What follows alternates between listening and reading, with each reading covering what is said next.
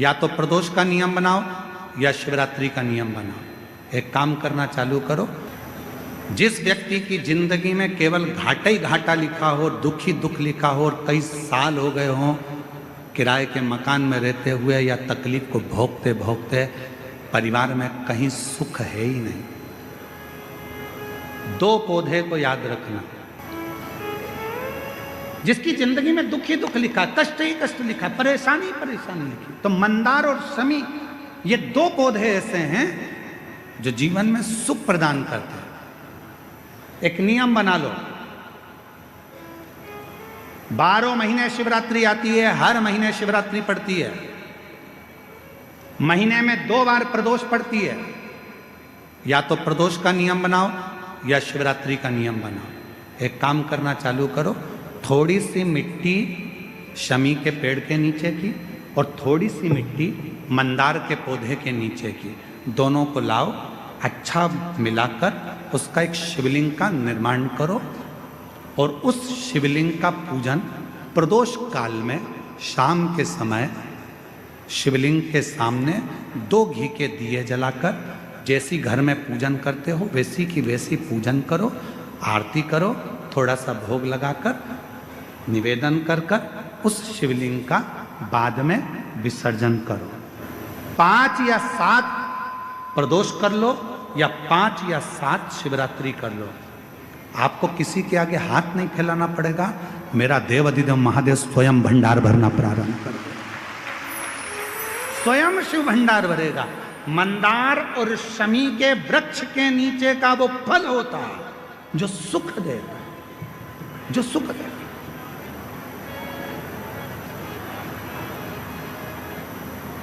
जो हमें आनंद प्रदान करता है। मंदार मतलब आप लोग जानते हो, वो सफ़ेद आंकड़े की जो जड़ होती है, आंकड़ा होता है, उसके छोटे छोटे फूल होते हैं मंदार के, भगवान शंकर को चढ़ते हैं। और शमी की पत्ती तो आप लोग जानते ही हो, शमी का पत्र, इसके पौधे के नीचे और उसके पौधे, इसका वृक्ष और उसके वृक्ष के नीचे की थोड़ी थोड़ी मिट्टी प्रदोष काल में या तो प्रदोष हो या शिवरात्रि हो, दोनों को मिलाकर उसका शिवलिंग बनाकर उसकी आराधना, उसकी आराधना। अभी हम कथा में एक बड़ा सुंदर व्याख्यान बताएंगे। जब घर में एक बीमार होता है, दूसरा ठीक होता है, दूसरा बीमार होता है, तीसरा ठीक होता है, उसका भी स्मरण इसमें मंदार और शमी के पौधे के नीचे की मिट्टी का वर्णन। सुख राजा ने शिव जी को वापस जल चढ़ाना प्रारंभ करा और राजा के पास में वैभव आना प्रारंभ।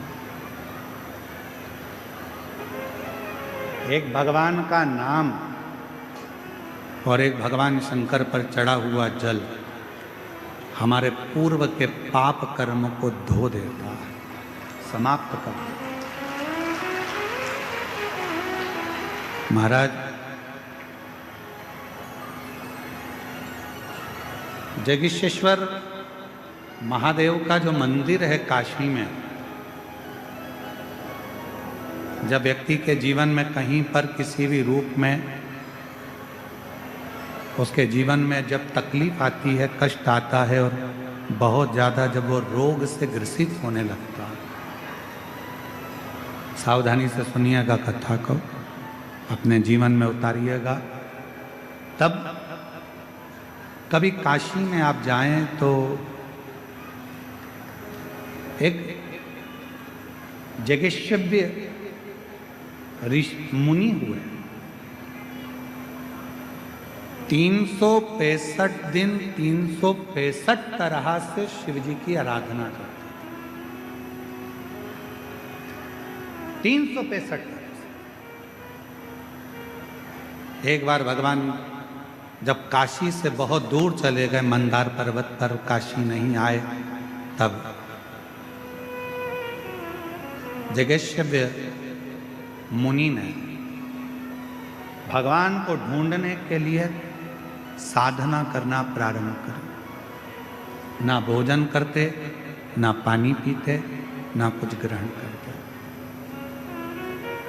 कुछ भी ग्रहण नहीं करते। शिव महापुराण की कथा स्कंद पुराण का काशी खंड कहता है। स्कंद पुराण के काशी खंड में वर्णन आता है कि भगवान देवाधिदेव महादेव महाकाल राजा मेरे शंभु, मेरे त्रिकालदर्शी, मेरे कैलाशी अविनाशी। जब मंदार पर्वत पे से, कैलाश पर्वत पे से जब भगवान शंकर पहली बार काशी में जब प्रवेश करे थे, तब जगिशव्य मुनि के पास भगवान शिव मिलने के लिए। क्यों? कारण क्या हुआ ऐसा कि भगवान शंकर सबसे पहले काशी में आकर जगशव्य मुनि के पास पहुंचे? उसका कारण क्या था? उसका एक कारण था कि मुनि 365 तरह की पूजा, 365 तरह का तप, साधना, योग मुनि करते थे। 365।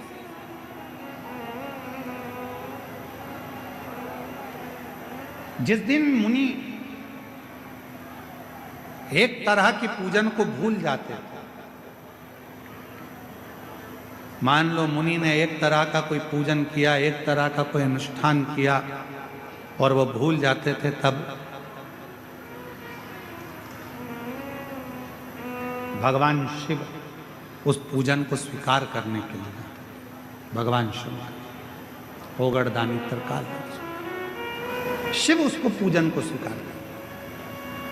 हम आप लोगों से एक निवेदन करें, आपके जीवन में यदि आपको ऐसा लगता है कि हमारे बहुत तप करने पर, भजन करने पर, व्रत करने पर, साधना करने पर, उपास करने पर भी हमें कहीं ना कहीं तकलीफ का सामना करना पड़ रहा है, तो निवेदन है, एक चावल का दाना शिव को चढ़ाने का या एक पुष्प की पंखड़ी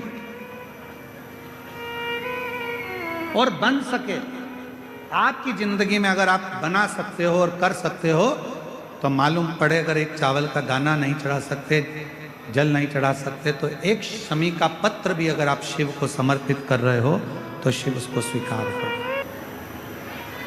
एक जेगी शिव मुनि हुए,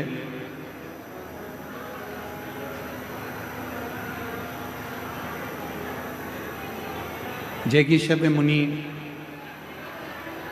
एक ऐसे मुनि जो भगवान शंकर का पूजन 365 तरीके से करते थे।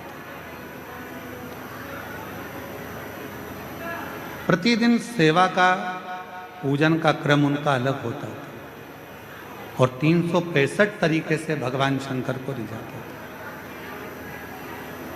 थे। स्कंद पुराण का काशी खंड कहता है कि वो काशी खंड की कथा वर्णन करती है कि एक ऋषि के लिए भगवान देव अधिदेव महादेव कैलाश छोड़कर आते हैं और उन ऋषि को दर्शन देते हैं। कथा के माध्यम से हम वर्णन करें, कभी आप काशी जाएं तो जेगीश्वरेश्वर महादेव का दर्शन अवश्य करें। जीवन का कभी भी कोई भी तकलीफ, कोई भी कष्ट जब होता है और हम भगवान शिव के पास जाकर अपने मन की बात करते हैं तो शिव उसको स्वीकार करते हैं। जैसे एक दुंदुभी नाम का असुर हुआ,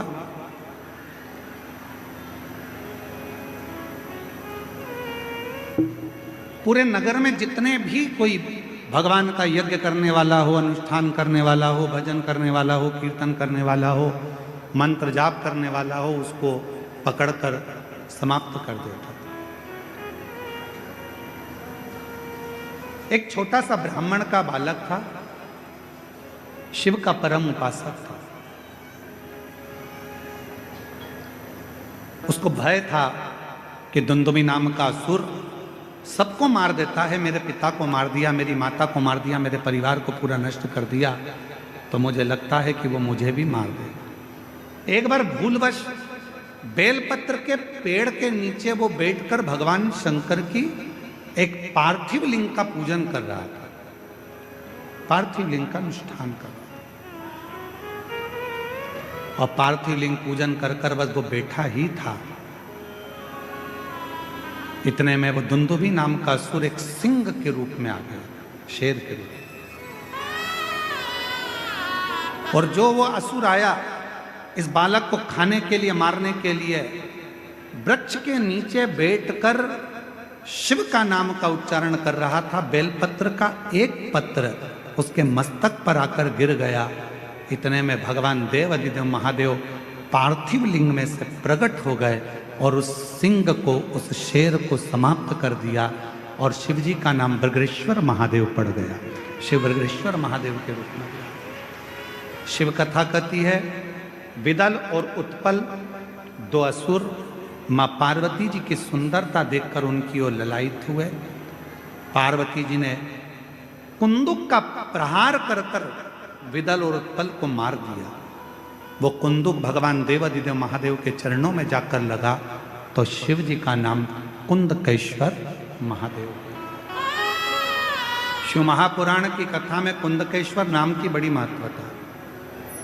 कहते हैं जिस औषधि को आप ले रहे हो, दवाई को आप ले रहे हो, डॉक्टर से जांच करा रहे हो, चेकअप करा रहे हो, सारी चिकित्सा आपकी चल रही है और दवाई यदि शरीर में नहीं लगती है, औषधि अगर शरीर में नहीं लगती है, डॉक्टर का चेकअप कराते रहो, दवाई लेते रहो, साथ में कुंदकेश्वर महादेव का नाम लेकर जो औषधि दी गई है, दवाई दी गई है, उसको कुंदकेश्वर महादेव का नाम लेकर यदि आप खाते हो तो निश्चित है वो दवाई असर करना प्रारंभ कर देती है, वो औषधि असर करना प्रारंभ कर। विदल और उत्पल का संहार कर कर जो चरण में जाकर कुंदुक गिरा तो शिव जी का नाम कुंदकेश्वर हो। सफलता पाने के लिए, सफल होने के लिए एकदम सरल मार्ग मिल गया तो सफलता सहजता में नहीं मिल सकती। थोड़ा चलते चलते टर्न आएगा, मोड़ आएगा। कुछ मोड़ जिंदगी में ऐसे आ जाते हैं जिन मोड़ के बल पर संसार का मनुष्य उन्नति की सीढ़ी पर चले जाता, सफलता की ओर बढ़ जाता।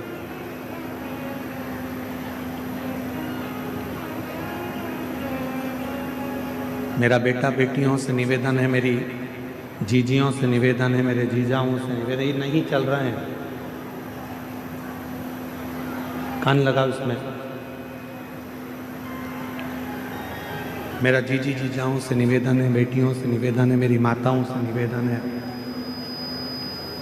मेरे भाई बहन से निवेदन है कि जिंदगी में यदि मानव का देह मिला है और मनुष्य का शरीर मिला है, संघर्ष से पीछे मत हटिए, मेहनत से पीछे मत हटना। असफलता को देखकर डरना नहीं। एक ना एक दिन मेरा देव अधिदेव महादेव, मेरा बाबा भोलेनाथ आपका हाथ पकड़कर आपको मंजिल तक पहुंचा करेगा। बोल बम का नारा है, सारी समस्या का हल। कभी ना कभी यदि आप मेहनत पूरी कर रहे हैं, परिश्रम पूरा कर रहे हैं, आप अथक मेहनत में लगे हुए हैं, परिश्रम में लगे हुए हैं, बहुत मेहनत आप अपनी ज़िंदगी में कर रहे हैं, तो सफलता जरूर मिलेगी, ये निश्चितता है, सफलता जरूर प्राप्त होगी।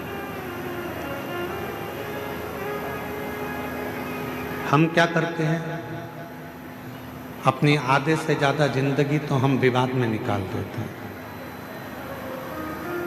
संवाद तो हम नहीं कर पाते, हम विवाद में पड़े रहते हैं।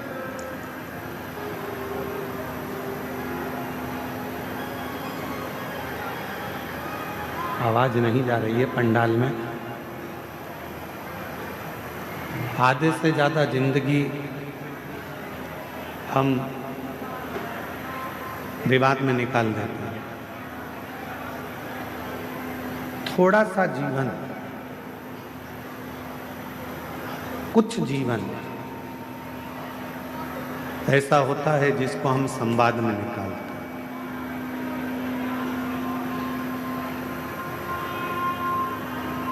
हम आपसे एक बात पूछें, जरा उत्तर दीजिएगा। स्पीकर उन बढ़ाइए, स्पीकर उनकी आवाज़ नहीं खुली है, स्पीकर नहीं चल रहा है।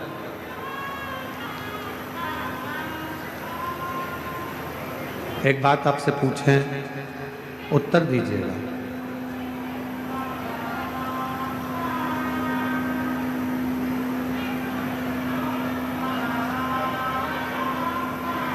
हे भैया बांटने वाले, हे बांटने वाले भैया,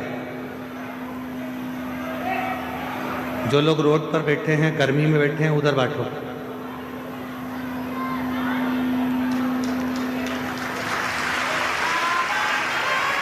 ले जाओ यहां से।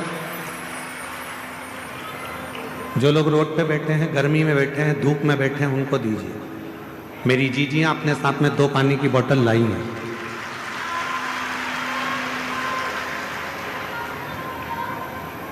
एक बात आपसे पूछें कि पांडव और कौरव दोनों में विवाद किस चीज के लिए हुआ? कोई गाड़ी के लिए विवाद हुआ क्या? घोड़ों के लिए विवाद हुआ क्या?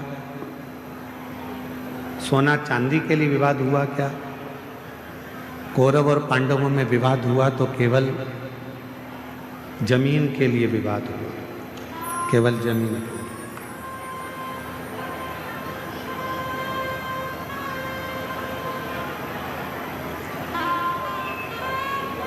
दोनों में बहुत विवाद छिड़ गया और केवल जमीन के लिए विवाद हुआ। अब हम आपसे पूछें, कौरव चले गए, पांडव चले गए, जमीन क्या उनके साथ गई? जम के तो बोलो, नहीं। कौरव गए, पांडव गए, पर जमीन उनके साथ नहीं गई। जमीन नहीं गई, जमीन वहीं की वहीं पड़ी हुई है। जमीन वहीं की वहीं है, जमीन कहीं नहीं गई, जमीन वहीं की वहीं रह गई। कौरव चले गए, पांडव चले गए, जमीन वहीं की वहीं पर छूट गई, वहीं छूट गई। कितना लड़े, कितना विवाद हुआ, पूरी की पूरी सेना चली गई, पूरा की पूरा कुल चले गया, पूरा की पूरा परिवार चले गया और जमीन वहीं की वहीं पड़ी रही। वहीं। अब हम आपसे एक बात कहें, कल सवेरे 8 बजे से 11 बजे तक कथा हो जाएगी। 11 बजे के बाद आप अपने घर चले जाओगे, जमीन साथ लेके जाओगे? बोलो तो जम के, नहीं ना। तो जहां जगह मिले, जैसी जगह मिले, जितनी देर बाबा का ये कथा मिल रहा है, 2 मिनट, 5 मिनट, आधा घंटा, 15 मिनट, 20 मिनट, 25 मिनट, जो मिल जाए, बाबा की उस कथा को दिल से सुनो, दिल से श्रवण कर लो, अपनी जिंदगी को धन्य बना लो, सार्थक बना लो, अपना जीवन धन्य कर लो।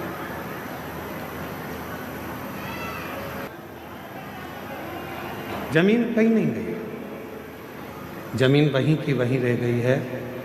कौरव चले गए, पांडव चले गए, पर जमीन वही है। शिव पुराण कह रही है, यानी मानव देह मिला है, मानव का शरीर मिला है, मनुष्य का शरीर मिला है। कान लगाओ मां। मानव का शरीर मिला है, मानव की देह मिली है, मनुष्य की देह अगर प्राप्त हुई है और हमने उस पूरी मानव की देह को, मानव के शरीर को मात्र विवादों में निकाल दिया और हम भगवान देवाधिदेव महादेव का कोई भजन ना कर पाए, कोई संवाद ना कर पाए, तो आपकी और हमारी जिंदगी दोनों ही व्यर्थ है, दोनों ही व्यर्थ। और मैंने तेरे ही भरोसे बाबा, तेरे ही भरोसे हवा उड़ती जागी बाबा, डोर हतो छठी नाम कटी जागी। भोले मैं तेरी पत्न, शंभू मैं तेरी पत्न। हमारा पूरा जीवन, हमारा पूरा समय हम विवादों में निकाल दिया तो फिर हमारा जीवन व्यर्थ चलेगा, व्यर्थ निकल गया। उस जीवन को श्रेष्ठ कैसे बनाए? मान लो बहुत बड़ा रोग हमारी जिंदगी में आ गया, बहुत बड़ी बीमारी हमारी जिंदगी में आ गई, डॉक्टर की दवाई भी ले रहे हो, इलाज भी करवा रहे हो, जांचें भी करवा रहे हो, सब कुछ कर रहे हो, सब कुछ। उसके बाद भी यदि आराम नहीं लग रहा, उसके बाद भी अगर हमको हमारे शरीर में आराम नहीं लग रहा तो फिर हम क्या करें? बहुत सावधानी से सुनिएगा कथा को, ध्यान लगाइएगा जरा, बहुत सावधानी से। जब लग रहा है कि मैं डॉक्टर की दवाई खा रहा हूँ, जब लग रहा है कि मैं दवाइयाँ खा रही हूँ, जांचें भी करा रही हूँ, इसके बाद भी मेरे शरीर पर दवाई असर नहीं कर रही, मेरा स्वास्थ्य ठीक नहीं हो रहा, तब 2 लोटा जल लीजिए, 5 बेलपत्री शिव जी पर चढ़ा दीजिए और जल की धार दोनों हाथों से धीरे धीरे कुंदकेश्वर महादेव का नाम लेकर जल की धार चढ़ाना प्रारंभ करिए। 1 बेलपत्र और शिव जी पे चढ़ा हुआ जल लेकर आ जाइए। जल को सुबह पी लीजिए, बेलपत्र को प्रदोष काल के समय पर चबा चबा कर खाना प्रारंभ कर लीजिए। दवाई लगना चालू हो जाएगी, शरीर को आराम लगना प्रारंभ हो जाएगा। दवा नहीं छोड़ना। हम पहले भी अपनी कथा में कहे, डॉक्टर शंकर भगवान का एक रूप होता है, शिव का एक स्वरूप है डॉक्टर। डॉक्टर बोले दवा लो, लेते रहो, डॉक्टर बोले जांच कराओ, जांच कराओ। डॉक्टर की दवा खाते खाते हमको दवा के साथ में थोड़ी सी भगवान देवादिदेव महादेव की दुआ की जरूरत है। दवा और दुआ दोनों साथ चलेगी तो तुम शीघ्र अतिशीघ्र स्वस्थ हो। कई लोग ऐसे भी हैं संसार में जो आडंबर में फंसे हुए हैं, ढोंग में फंसे हुए हैं, पाखंड में फंसे हुए हैं। किसी के यहाँ जाकर पूछ लिया कि मेरा शरीर में ऐसा हो गया, किसी ने कह दिया तुम्हारे रिश्तेदार ने ऐसा कर दिया, तुम्हारे परिवार वाले ने ऐसा कर दिया, इसलिए तुम्हारे साथ में ऐसा हो गया। हम उसके पीछे पड़ गए और हमने इलाज नहीं करवाया, आखिरी में हमारा शरीर और बेकार हो गया।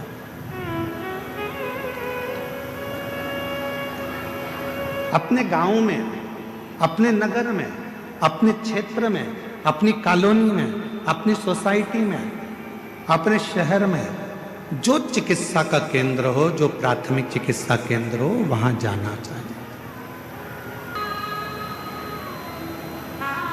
और खाली ना जाता कोई दर से तुम्हारे, खाली ना जाता कोई दर से तुम्हारे।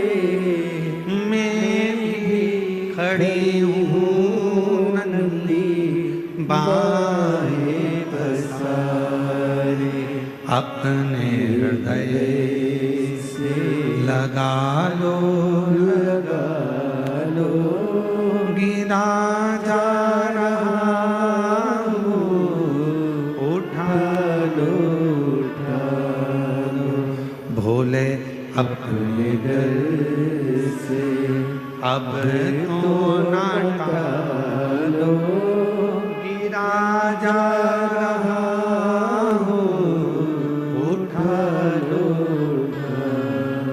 मेरे शिव किसी को खाली नहीं भेजे हैं जीवन में, सबका भंडार भरकर, सबको संपदा देकर। जरा विचार करिए, ये वो पवित्र धरा है जहाँ बेजू ग्वाले ने भगवान शंकर के शिवलिंग को माता पार्वती जी के, माँ आद्य शक्ति माता सती के हृदय में ले जाकर रख दिया था। लंका का राजा रावण देखकर थकित रह गया था, तो क्रोध में आकर लंका के राजा रावण ने उस शिवलिंग को अपने अंगूठे से जमीन में धंसाना प्रारंभ कर दिया।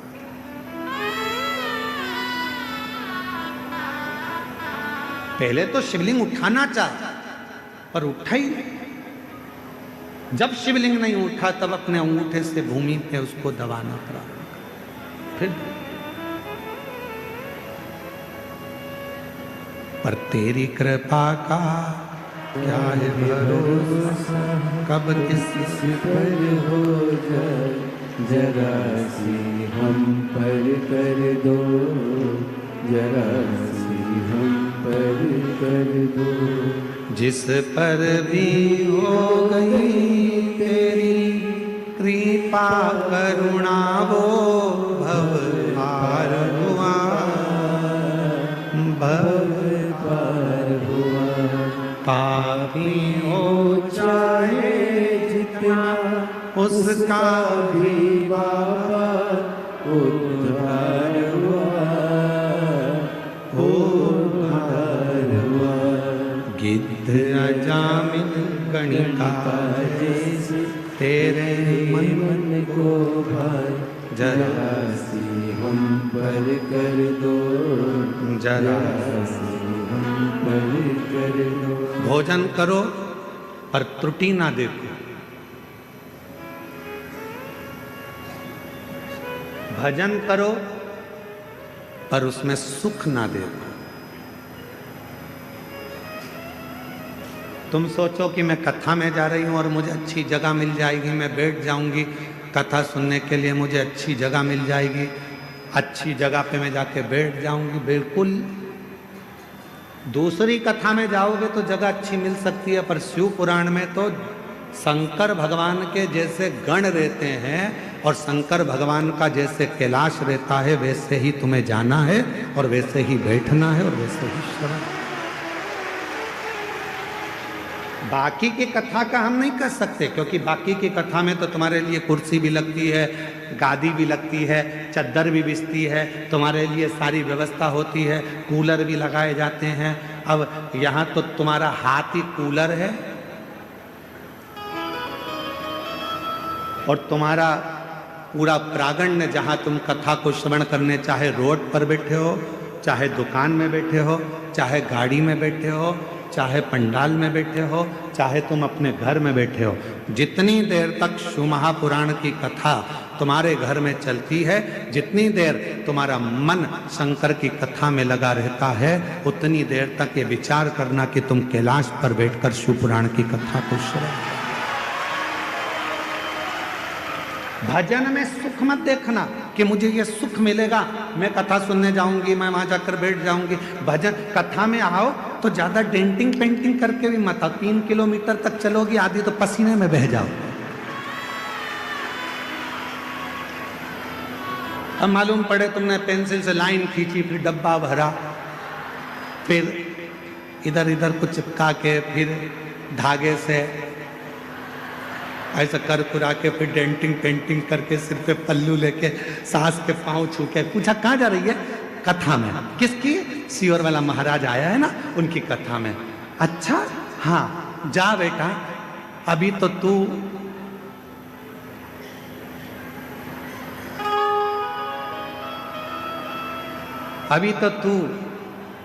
बहुत सुंदर बनकर जा रही है। जब वहां से आएगी ना, मम्मी, ओ मम्मी, मम्मी बोली हाँ बेटा, आ गई कथा में से?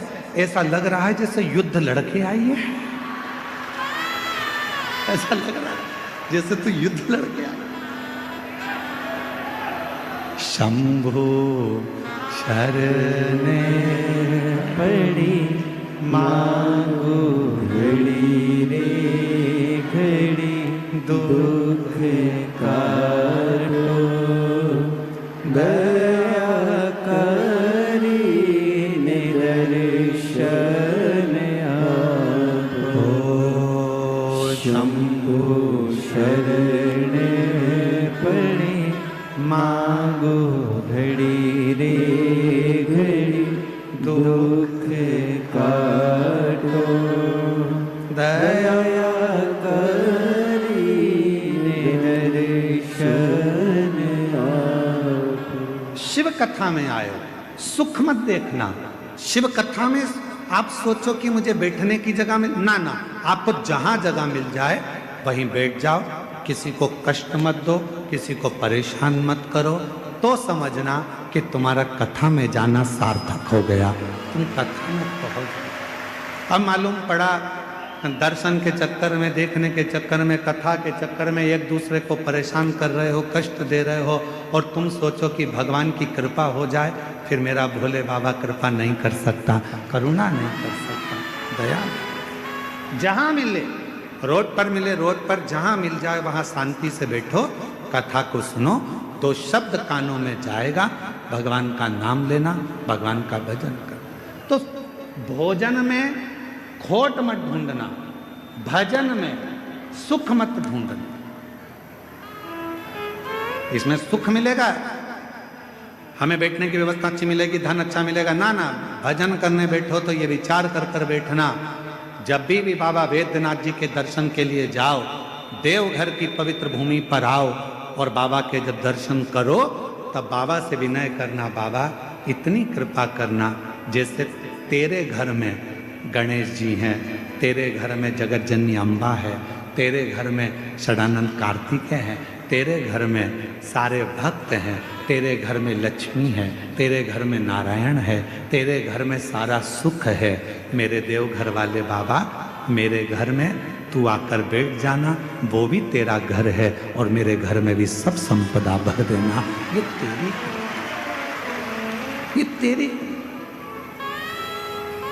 ये तेरी करुणा।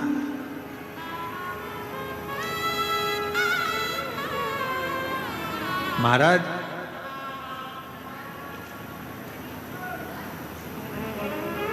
बालों को काला करो,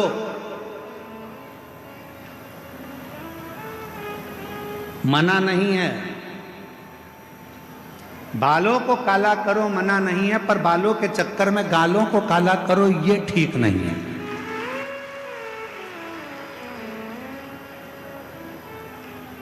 कमाओ मना नहीं है, खूब कमाओ मना नहीं है, भजन करो मना नहीं है, कथा सुनो मना नहीं है, पर तुम्हारे कमाने के चक्कर में किसी को दुख मिले, तुम्हारे भजन करने के चक्कर में कथा सुनना है, इधर से धक्का दो उधर से धक्का दो, तुम्हारे भजन के चक्कर में किसी को दुख हो तो वो कथा सुनना सार्थक नहीं है, वो भजन सार्थक, वो श्रेष्ठता नहीं। बाल काले करो मना नहीं है, पर बाल के चक्कर में गाल काले मत कर लेना। भजन करो मना नहीं है, कमाओ मना नहीं है, दुकान चलाओ, व्यापार करो, नौकरी करो, सर्विस करो, जब तक तुम्हारा शरीर भगवान ने अच्छा बना कर रखा है, मेरा भोले बाबा तुमको स्वस्थ बना कर रखा है, इस शरीर से खूब कमाओ मना नहीं है। मेरा कुबेर भंडारी, मेरा वैद्यनाथ बाबा तुम सबके घर के खूब भंडार भरे। हम बाबा से यही प्रार्थना करते हैं कि बाबा खूब ये शरीर, ये शरीर श्रेष्ठ है, खूब कमाओ, खूब आगे बढ़ो। पर कभी कभी ऐसी जिंदगी में आ जाता है कि हमारे जीवन में एक आध समय ऐसा आता है कि खूब होने के बाद भी धीरे धीरे धीरे धीरे वो कम हो जाता है। उसका कारण क्या है? शिव महापुराण का एक सुंदर चरित्र है।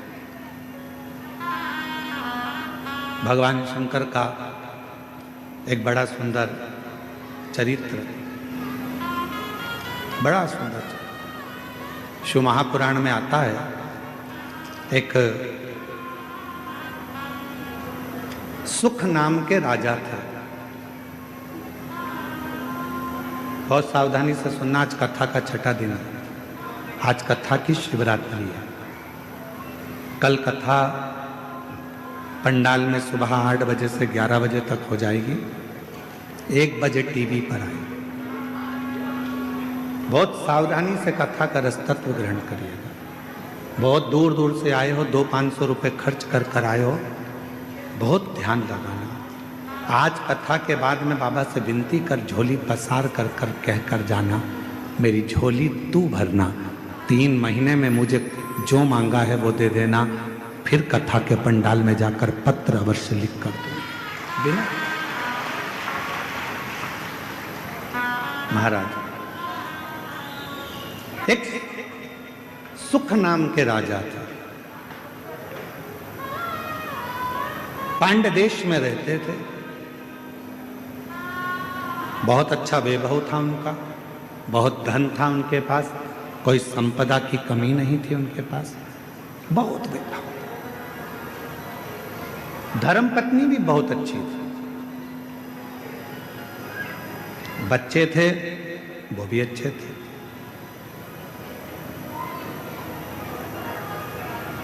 चारों तरफ उसका राज्य फैला हुआ था। पर एक बार नगर में अकाल पड़ गया। अकाल, वृक्ष फल नहीं देते, अन्न नहीं होता, पीने का पानी नहीं है। जितनी राज्य में घोड़े थे, हाथी थे, सेना थी, रथ थे, सब धीरे धीरे वो घोड़े हाथी बीमार होते चले गए, मरते चले गए। अकाल पड़ गया। सुख नाम के राजा के आसपास का जितना क्षेत्र था, सारे क्षेत्र में अकाल पड़ा हुआ था, बीमारी आ गई थी, जिस बीमारी ने चारों तरफ से लोगों को घेर लिया। बीमारी,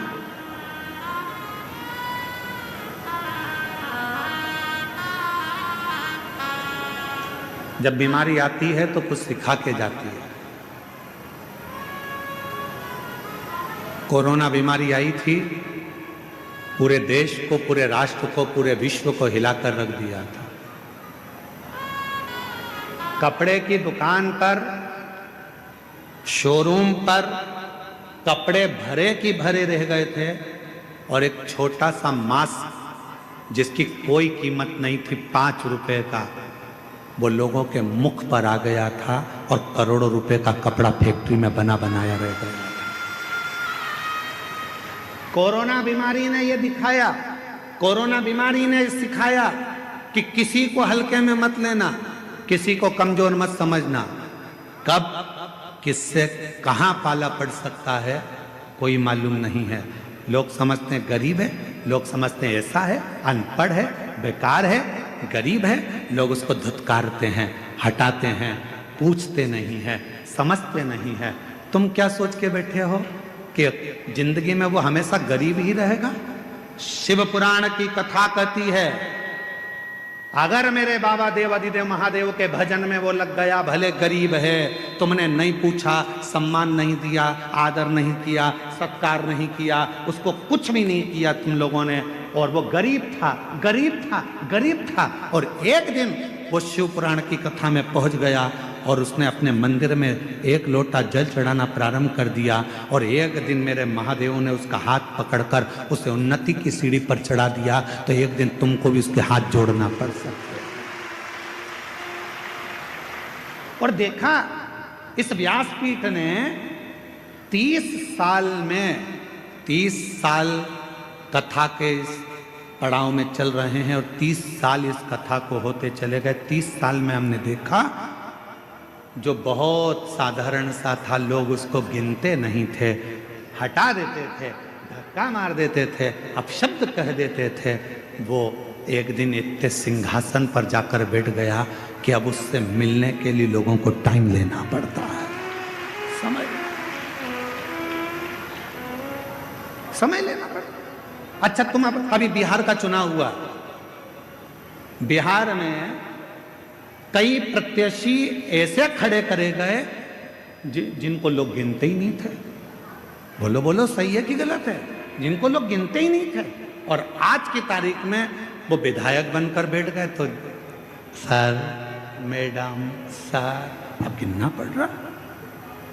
किसी को कमजोर मत समझना, सारी समस्या का हल। और ये विश्वास के साथ, कल एक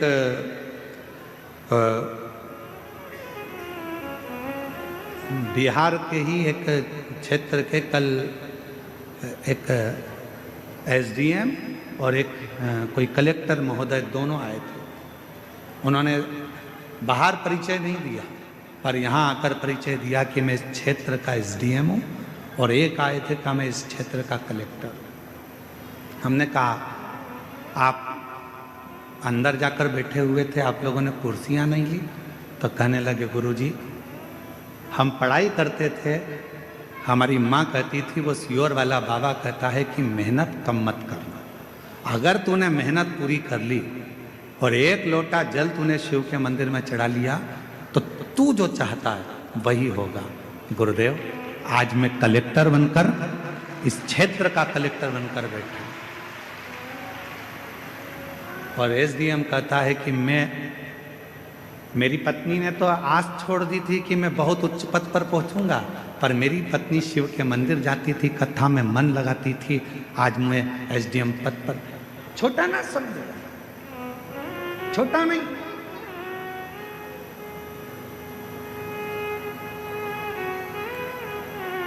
साधारण ना समझो।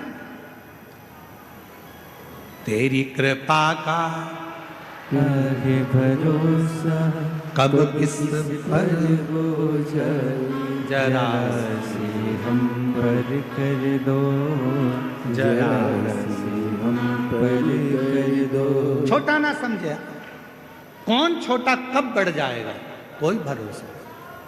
कोई बहुत दादा बनता है, पहलवान बनता है, बहुत सूरमा बनता है, एक दिन शरीर में ना जाने कौन सा रोग लग जाएगा, पलंग पर पड़ा रह जाएगा। इसलिए न तन का अहंकार करो, ना धन का अहंकार करो। यदि अहंकार करना ही है तो अपने देव अधिदेव महादेव की भक्ति का अहंकार करो, शिव भक्ति का। बड़े बड़े सूरमा भी सैया पर लेट जाते हैं।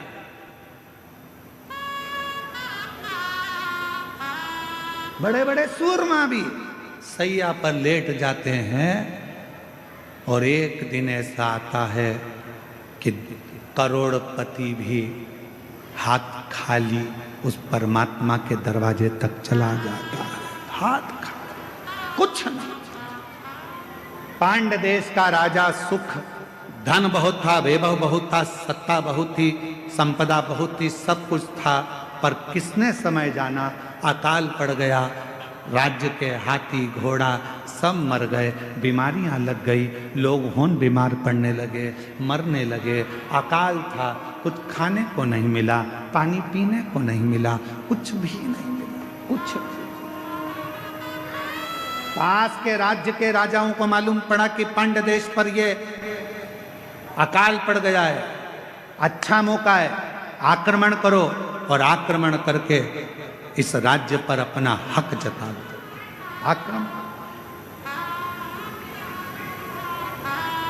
आक्रमण करो और इस पूरे राज्य पर अपना हक कर लो, पूरे राज्य।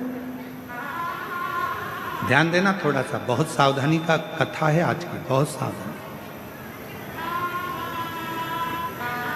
सुख के साथी हजारों हैं, जब दुख पड़ा तब धन के साथी हजारों हैं, जब धन ही नहीं तो। श्री राम के संग हजारों सखा, वनवास हुआ तब। माता सीता के संग हजारों सखी, हरण हुआ तब। बावारी दुनिया मतलब की दुनिया में किसी का, किसका कौन है? किसी का कोई। महाराज राजा सुख केवल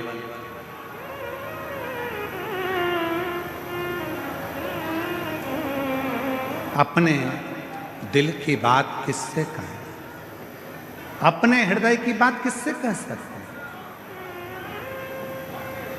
किससे अपने मन का भाव कहें।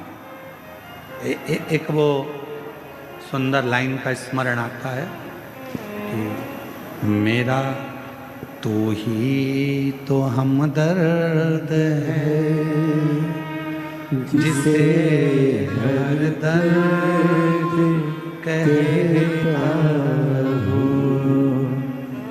आप भी बोलिए, मेरा तू ही तो हमदर्द है, जिसे हर दर्द कहता हूँ। दुनिया के आगे प्रभु चुपचाप में रहता हूँ। दुनिया के आगे प्रभु चुपचाप में रहता हूँ। मेरा तू ही तो हमदर्द है, जिसे हर दर्द कहता हूँ। मेरा तू ही तो हमदर्द है, जिसे हर दर्द कहता हूँ। किससे कहोगे जाके? जीवन में थोड़ा दुख आएगा, तकलीफ आएगी, कष्ट आएगा, किसको कहोगे?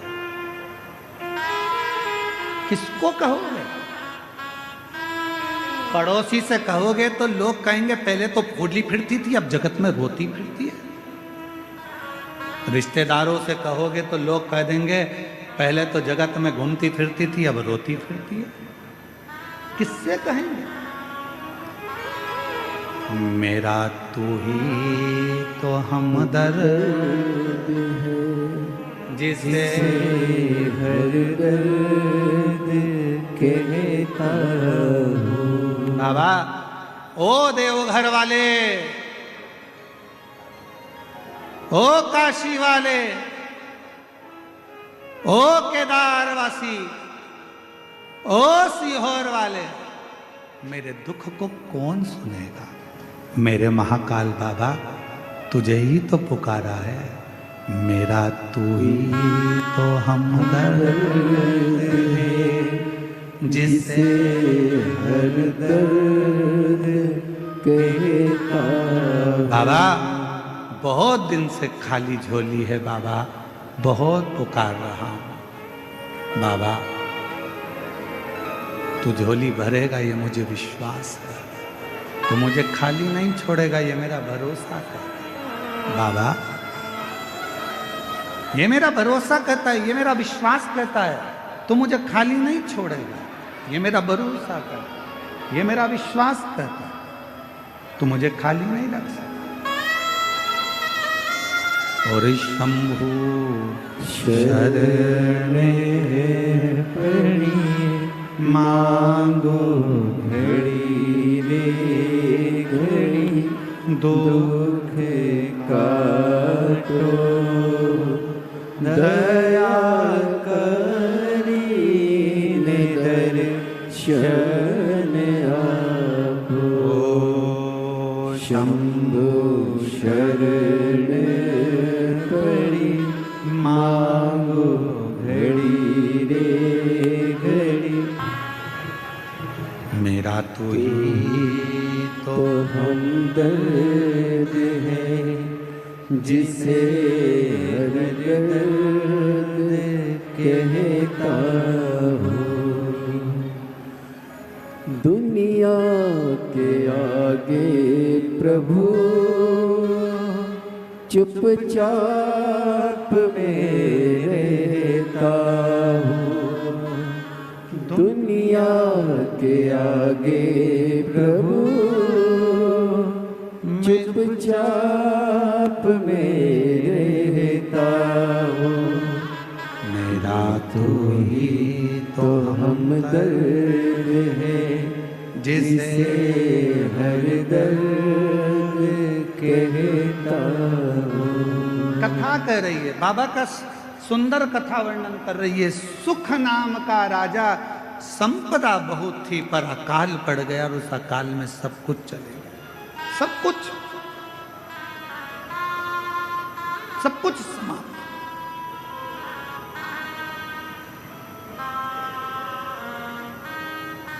अब राजा के ऊपर आसपास के राज्य के राजाओं ने आक्रमण कर दिया।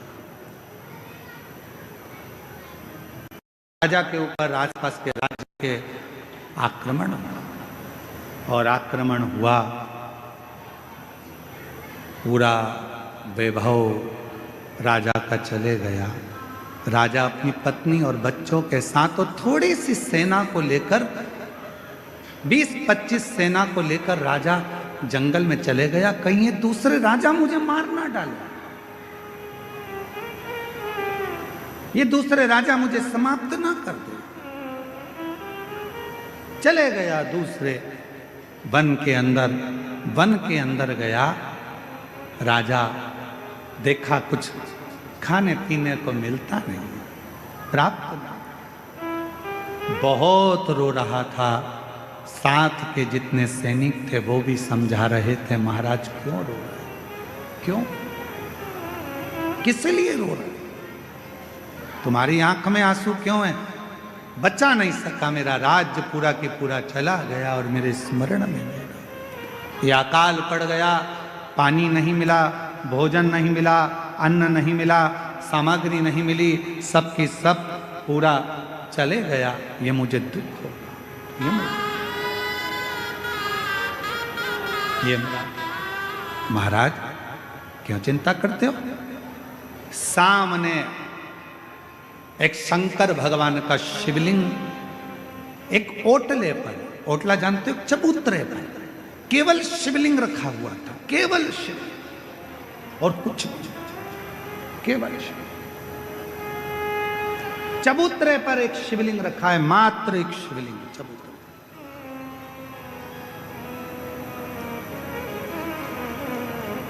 सुख राजा क्या देखता है कि वहां से एक कोई पथिक जल चढ़ाकर, जल लेकर आ रहा था।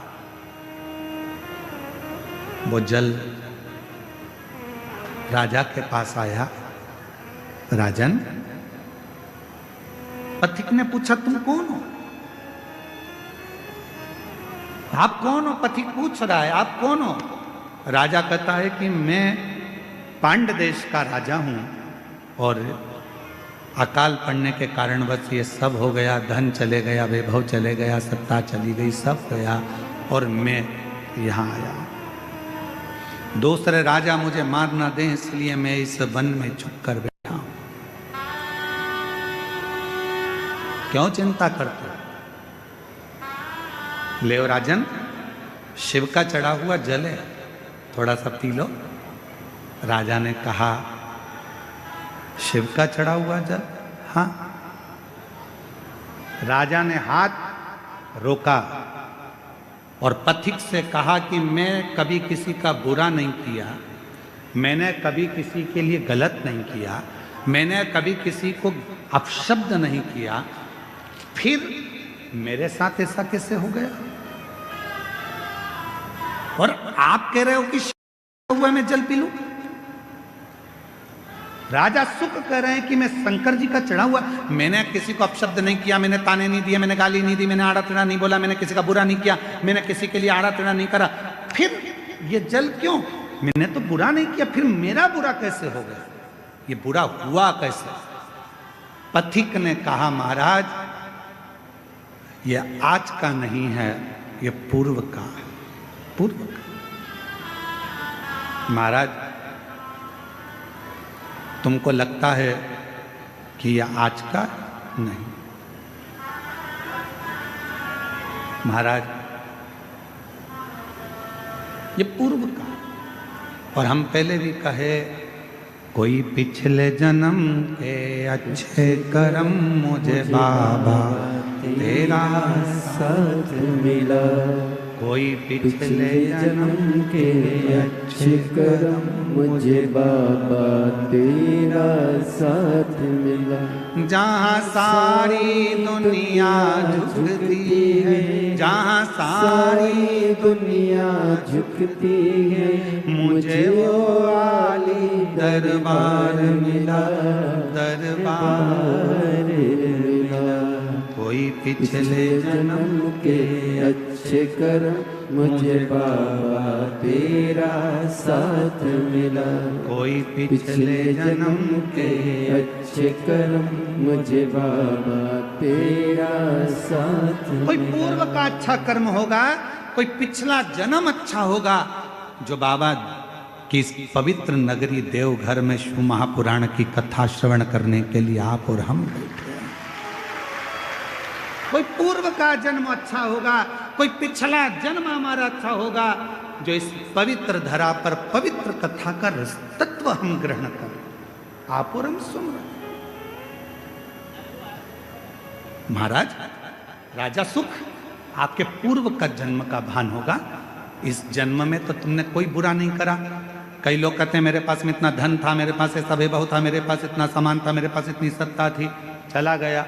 जैसे एक पत्र आया था बीच में, एक पत्र अपन ने पढ़ा था, यहीं कोई सा गांव का था, तो वहाँ उस पत्र में अपन ने पढ़ा था कि वो उसके शोरूम में आग लग गया, पूरा इलेक्ट्रॉनिक सामान 1 करोड़ रुपए का 1.5 करोड़ रुपए का जल गया। जलने के बाद कोई व्यक्ति आया, वो 25 लाख लेकर चले गया। फिर उसके पति को लकवा लग गया, पैरालिसिस हो गया, वो ग्रसित होकर पड़ रहा। तो आज अब वो सोचे कि मैंने तो कभी बुरा नहीं किया, मैंने तो सब अच्छा किया, फिर मेरा पूर्व का कर्म हमारा कोई प्रायश्चित पुराना रहा हो। जल चढ़ाना मत छोड़ना, शिव को 1 लोटा जल चढ़ाना मत छोड़ना। कितना भी दुख आ जाए, कितनी भी तकलीफ आ जाए, कितना भी कष्ट आ जाए, कितनी भी परेशानी आ जाए, अगर तुम्हारी कितनी भी परेशानी हो, कितना भी कष्ट हो, कितनी भी बीमारी हो, कितना भी दुख हो, कितनी भी तकलीफ हो, तुमने अगर 1 लोटा जल चढ़ाना नहीं छोड़ा तो निश्चित है तुम्हारे पिछले जन्म का जो कर्म है वो धीरे धीरे कट जाएगा और तुम्हारी जिंदगी फिर अच्छी हो जाएगी। कटेगा, वो कर्म कटेगा फिर आएगा। कोई पूर्व का कर्म, कोई पिछले जन्म का अच्छा कर्म।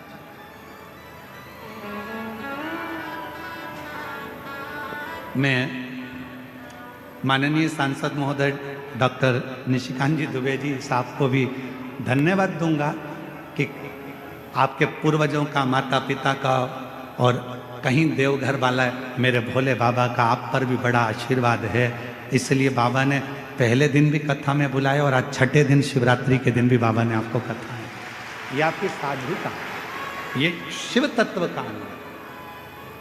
ये इसी को प्रभु कृपा कहते, इसी को शिव कृपा कहते, वो करुणा का।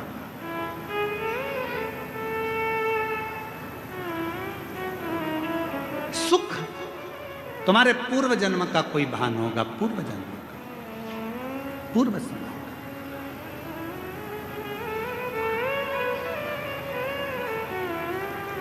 का। और कोई पिछले जन्म के अच्छे कर्म मुझे बाबा तेरा साथ मिला। कोई पिछले जन्म के अच्छे कर्म मुझे बाबा तेरा साथ मिला। कोई पूर्व का कर्म था राजा सुख, तुम चिंता मत करो, तुम जल तो पियो। राजा सुख ने पूछा कि आप इतना जानते हो तो एक बात और बताओ कि मैंने पिछले जन्म में ऐसा क्या कर दिया था जो मेरा पूरा सत्ता, पूरा वैभव सब चले गया। पथिक ने कहा, राजा सुख सुनो, पूर्व जन्म में तुम एक डाकू बनकर जन्म लिए थे। मारना, काटना, बेकार करना, कष्ट देना, सब करा, सब किया। लोगों का अन्न छुड़ा लिया, लोगों का वैभव छुड़ा लिया, इसलिए तुम्हारी सत्ता, तुम्हारा वैभव चले गए। राजा सुख ने कहा, यदि तुम कहते हो कि मैं पूर्व में डाकू था तो फिर इस जन्म में राजा कैसे बन गया? फिर इस जन्म में मुझे राजा का जन्म कैसे मिल गया? फिर इस जन्म में मेरे हाथी घोड़े कैसे हो गए? फिर इस जन्म में मेरी पत्नी बच्चे कैसे मिल गए? इस जन्म में मैंने सुख कैसे पा लिया? तब पथिक ने कहा, महाराज तुमने जिंदगी में एक काम करा, तुम भले डाकू बने, एक बार तुम्हारे शरीर में रोग हो गया, रोग होने के कारण तुम वन में औषधि ढूंढने गए, औषधि ढूंढने के लिए जब गए तुम्हें प्यास लगी, प्यास लगी तो तुम्हारे पास में पानी नहीं था, पानी नहीं था, एक शंकर का शिवलिंग देखा, उस शिवलिंग के पास में एक पात्र भरा हुआ रखा था, उस पात्र को तुमने उठा लिया, देखा शंकर के शिवलिंग पर बहुत सारा कुछ ना कुछ पदार्थ लगा था, तुमने वही पानी शिव पर डाल दिया और उसी पानी को झेलकर तुमने पी लिया, जिसके फलस्वरूप तुम्हें इस जन्म में राजा का जन्म मिला, पत्नी मिली, बच्चे मिले, घर मिला, परिवार मिला, सुख मिला, सब कुछ मिला। पर पिछले जन्म का एक पुण्य तुम्हारे को राजा बना देता है, पिछले जन्म का कुछ पुण्य तुम्हारे को फिर उस राज्य को छुड़ा लेता है। हाथ जोड़ लिए सुख ने, आप बताओ महाराज, आप आज्ञा दो, अब मुझे वो राज्य कैसे मिलेगा। तब पथिक ने कहा, उस राज्य को पाने का सबसे सुंदर तरीका है, शंकर के शिवलिंग के पास जाओ और शिव को फिर एक लोटा जल चढ़ाना प्रारंभ करो, वो सुख वापिस मिल जाए। हमसे लोग पूछते हैं एक लोटे जल में क्या है, एक लोटे जल में ऐसा क्या है, एक लोटे जल में इतना वैभव कैसे है, एक लोटे जल में इतना सुख कैसे है, एक लोटा जल सारी समस्या का हल कैसे हो सकता है, एक लोटा जल श्री शिवाय नमस्तुभ्यम सारे दुखों को कैसे हर सकता है। आखिर इस मंत्र में, आखिर इस जल में ऐसा होता क्या है। हम कहते हैं हमसे मत पूछो, तुम्हारी जिंदगी में तकलीफ आए तो चढ़ा के देखो, प्रैक्टिकल करके देखो कि तुम्हें उसमें फायदा मिल रहा है कि नहीं मिल रहा है। मेरे बाबा तुम्हारा हाथ पकड़ रहे हैं कि नहीं पकड़ रहे, वो चाहे, वो कृपा करे, वो करुणा करे।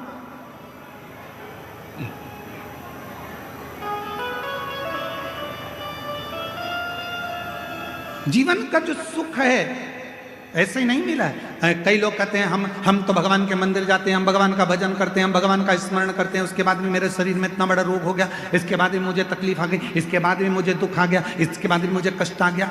रोना नहीं, दुख मत होना, एक लोटा जल चढ़ाते रहना। हमारे पूर्व का कोई कर्म होगा उसको काटना है हमें, हो सकता है और तकलीफ आए उसको हमें काटना, उसे कष्ट को हमें मिटाना, शिव का नाम लेकर भगवान का भजन कर, स्मरण कर।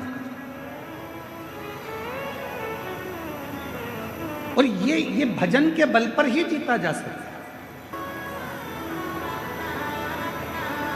शिव मंदिर में जाओ, बाबा देवादिदेव महादेव के मंदिर में पहुंचो, जब वापिस आने लगो 2 क्षण नीचे नहीं बैठ सकते तो नंदी के राइट भाग नंदी है, उस नंदी के सीधे भाग की ओर 2 क्षण बैठ जाओ।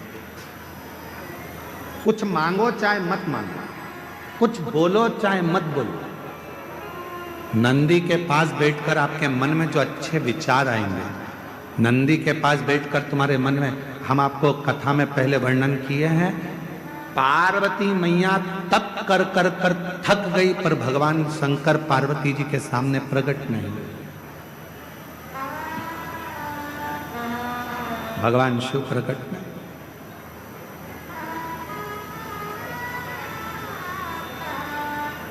यहां तक कि मां पार्वती जी का नाम अर्पणा पड़ गया, पूरा शरीर मां पार्वती जी का काला पड़ गया, दुबली हो गई, दुर्बल, बेहोश होकर चक्कर खाकर जमीन पर गिर गई, तो भी शिव नहीं आए।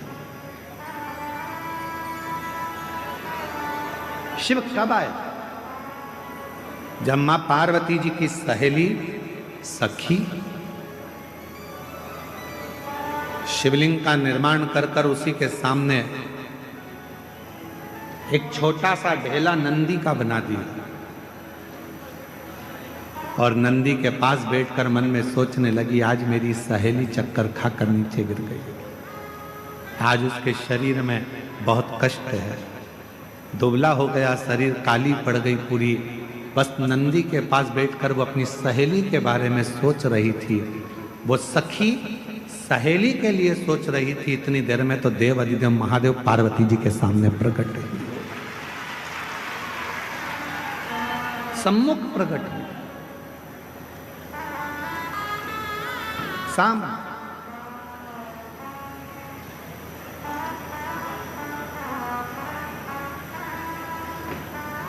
पार्वती जी तो चक्कर खाकर नीचे गिरी हुई थी। अर्पणा उनका नाम हो गया था, शरीर काला पड़ गया था, दुर्बल शरीर हो गया था। पर उनकी सहेली ने नंदी के पास बैठकर पार्वती जी का स्मरण करा कि मेरी सहेली का यह हाल हो गया। और नंदी ने सुना। कहते हैं नंदी के कानों में शब्द पहुंचता है, वो शब्द सीधे शंकर के हृदय से टच हो जाता है, शिव के हृदय से।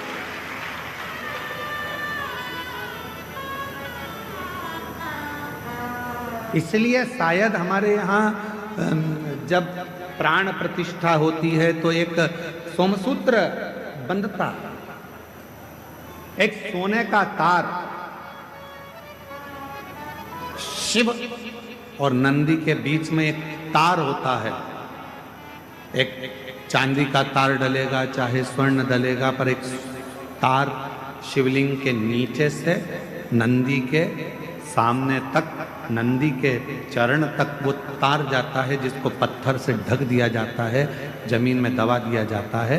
उससे उसका संबंध होता है, उससे उसका संबंध। जैसे विवाह करते हो तो गठजोड़ा बांधते हो। लोग यहाँ आते हैं देवघर में तो बाबा का गठजोड़ा बांधते हैं, तार से तार को जोड़ते हैं। उसी तरह शिव से नंदी और नंदी से शिव को भी जोड़ा जाए। दोनों जब भी मंदिर के अंदर शंकर के शिवलिंग में या शंकर भगवान के मंदिर में प्रवेश करो तो तुम्हारे मन में किसी के प्रति गलत भाव मत लो, गलत विचार, गलत सोच।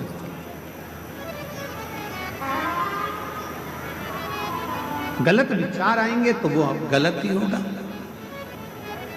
आप लोगों में से कई माताएं ऐसी हैं, कई भाई ऐसे हैं, कई मेरी बेटियां ऐसी हैं, कई मेरे बेटे ऐसे हैं, कई मेरी जीजियां ऐसी हैं, कई मेरे जीजा ऐसे हैं, कई माताएं ऐसी हैं, कई पिता ऐसे हैं, जो दिन में मंदिर में जाते हैं तो भगवान के सामने जाकर सोचते हैं अब तो मर जाऊं तो अच्छा, बहुत परेशान हो गई भगवान, इतनी कष्ट की जिंदगी जी रही हूं कि अब तो मर जाऊं तो अच्छा। तो मरना तो सबको है,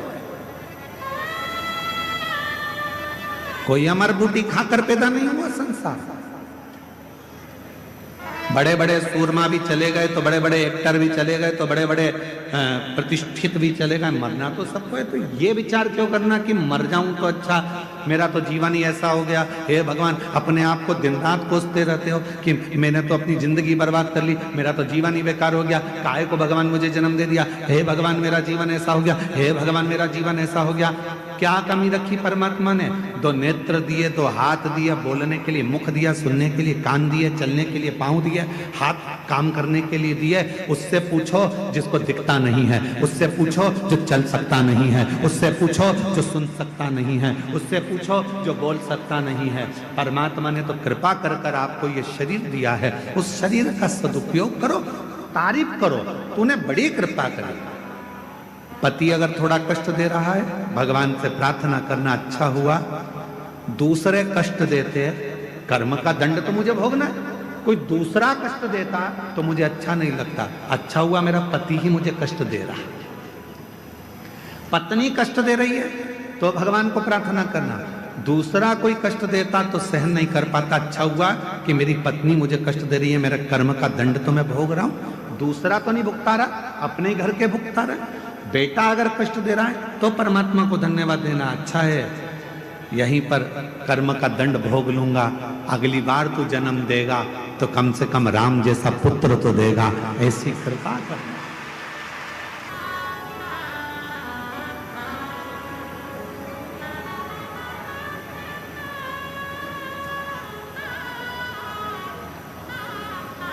महाराज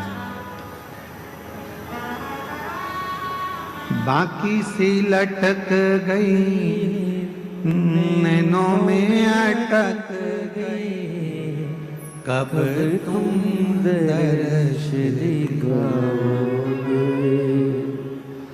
बाकी सी लटक गई, नैनों में लटक गई, कब तुम दर्श दिखाओगे, हिचकियाना लगे भोलेनाथ। मेरे बाबा, मेरे शंभु, मेरे त्रिकालदर्शी, मेरे कैलाशी, मेरे अविनाशी, हिचकियाना रुके रे भोलेनाथ, मुझे तुम्हारी याद सतावे रे। ओ देवघर के भोलेनाथ, मने थारी याद सतावे रे।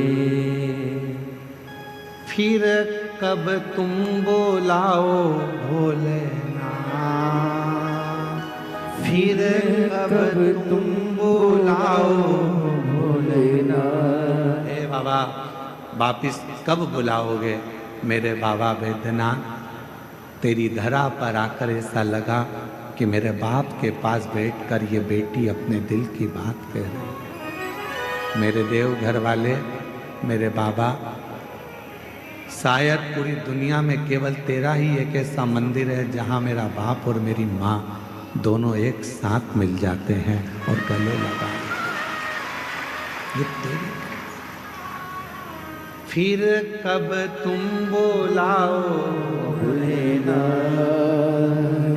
फिर कब तुम बोलाओ भोलेनाथ, मने थारी याद सतावे रे। ओ देवघर के भोलेनाथ, मने थारी याद सतावे रे। हिचकियाना रोके भोलेनाथ, ओ हिचकियाना रुके भोलेनाथ, मने थारी याद सतावे रे। उसको पुकारो। थोड़ा कष्ट जिंदगी में मिला जाएगा। पति कष्ट देगा, देने दो, हो सकता है पूर्व का कोई कर्म होगा। पत्नी कष्ट दे रही है, देने दो, कोई पूर्व का कर्म होगा। बच्चे कष्ट दे रहे हैं, पूर्व का कोई कर्म होगा। कोई बुजुर्ग कष्ट दे रहा है, पूर्व का कोई कर्म होगा। हमारे कोई पिछले जन्म के कर्म का भोग हमको इस जन्म में भोगना है। भगवान से प्रार्थना है, दूसरा कष्ट दे उससे अच्छा है अपने ही थोड़ा कष्ट देकर हमारे पूर्व के कर्म के भोग को काट दें और हमें तेरा दर्शन तेरा। कई लोग कहते हैं हमारी सास बुरी है, हम कहते हैं बहुत अच्छी है। भगवान से कहना कि अच्छी दी तूने, रोज गाली देती है, रोज अपशब्द कहती है, कम से कम तुम्हारा मन उससे हटकर परमात्मा में तो लगा रहता है। अगर सास अच्छी मिल जाती तो तुम टीवी पर कथा भी नहीं देखते। परिवार अच्छा मिल जाता तो परमात्मा की कथा कैसे देखते। थोड़ा सा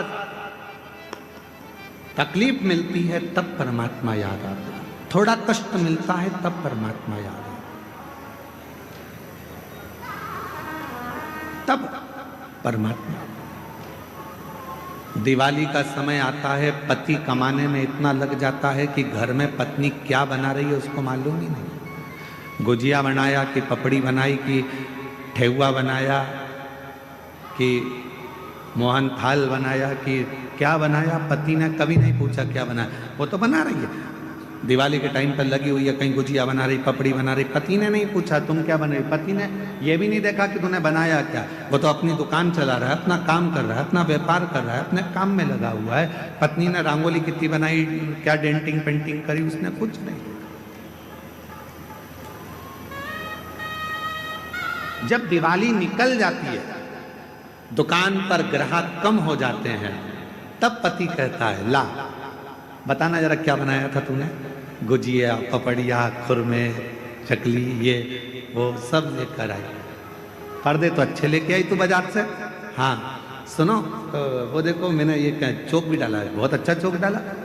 दिवाली के बाद, दिवाली तक तो पति लगा रहा काम में, दिवाली के बाद फिर उसने देखा कि कितना कितना पत्नी ने करा है, कितने पर्दे लाई है, कितना बनाया है, कितना रखा है, कितना दिया है।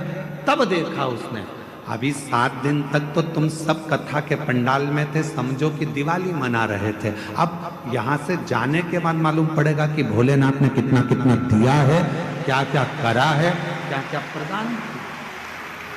अभी तो तुम अभी तो तुम यहाँ अभी तो दिवाली मना रहे हो, पटाखे फोड़ रहे हो। अभी तो तुम्हारी दिवाली चल रही है। दिवाली किसी ने आतिशबाजी कर दी, किसी ने फुलझड़ी झड़ा दी। अभी तो दिवाली चल रही है। और हमारे यहाँ दिवाली पर ऐसा होता है, कई बार देवरानी जेठानी एक साथ बैठ के पपड़ी बना लेती है, देवरानी जेठानी मिलके गुजिया बना लेती है। तो कई देवरानी जेठानी यहाँ पर भी बैठ के अपना अपना सामान निकाल के एक दूसरे को बांट के खा गई। दिवाली मनाई है। अब दिवाली तो तुमने मना ली पूरी, अब अपने घर जाओगे, पूरा मेला समाप्त होगा। जब अपने घर पहुंचोगे तब मालूम पड़ेगा कि अपन को अब दिवाली पर अपन ने मिठाई कितनी बनाई है, कितनी रंगोली डाली, कितना पर्दा, कितना सामान आया। बस तुमने जब दिल से 7 दिन की शिव पुराण की कथा देवघर की सुनी है, तो घर पहुंचकर मालूम पड़ेगा कि पर्दे कितने बदले हैं, कितना गुजिया पपड़िया अर्थात कितना मेरे बाबा ने तुम्हारी झोली में भंडार भर कर दिया। अभी नहीं, अभी तो तुम दिवाली मनाओ, अभी तो तुम्हारी दिवाली। अभी क्या सोचना, पहुंच कर देखेंगे कि हमको बाबा ने कितना दिया, 3 महीने में कितनी कृपा। एक पत्र है, अच्छा है।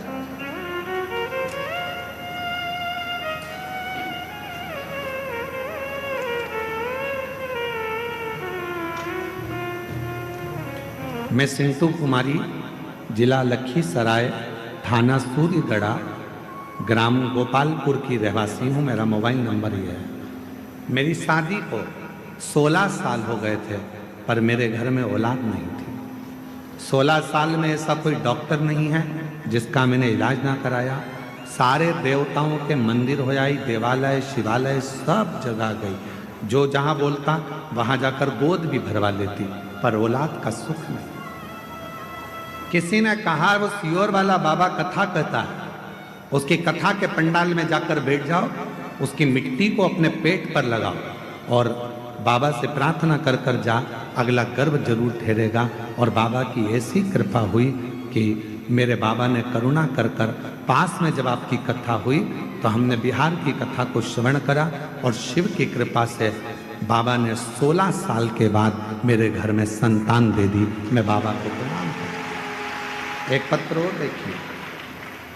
मेरा नाम रंजू देवी है, मेरे पति का नाम योगेंद्र यादव है। हम बिहार के लखीसराय जिले से हैं। बाबा, विवाह के 11 वर्ष बाद भी मैं मां ना बन सके। डॉक्टरों में हर जगह इलाज करवाते करवाते अब बाबा की कृपा पर बाबा के भरोसे छोड़ दिया। और ऐसी मेरे बाबा ने कृपा कर दी कि मैं कुबरेश्वर धाम का क्या वर्णन करूं। शिव के कंकर शंकर पूजन से और शिव के रुद्राक्ष से, सफेद आंकड़े की जड़ से 11 वर्ष के बाद मुझे बाबा ने संतान दे दी। 11 नंदी के पास बैठो 2 क्षण, नहीं बैठ सकते मत बैठो। क्या करना, शिव जी को जल चढ़ाया, पूजन करी, आराधना करी और नंदी के पास आकर बैठे भी नहीं तो खड़े रह गए, बैठे भी नहीं तो खड़े रहे, खड़े।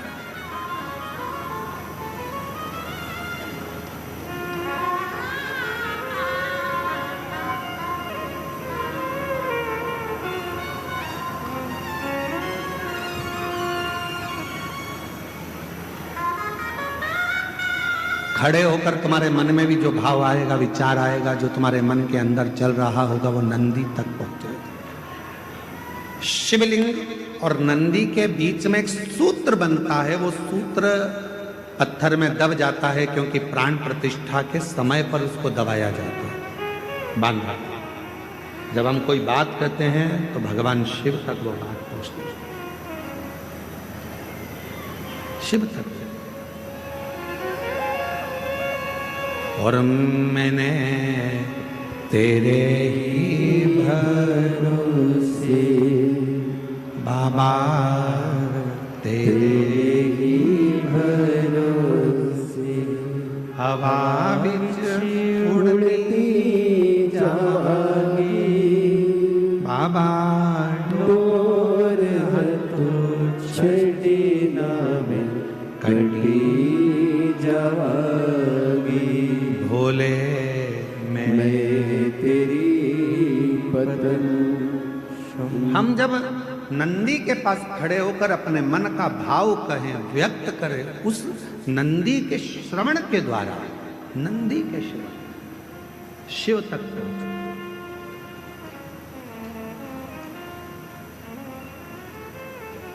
शंकर भगवान तक वो बात पहुंच जाती। पार्वती जी की सहेली ने नंदी के पास बैठकर अपने मन में सोचा था मेरी सहेली की ये दशा है, और शिव प्रकट हो गए।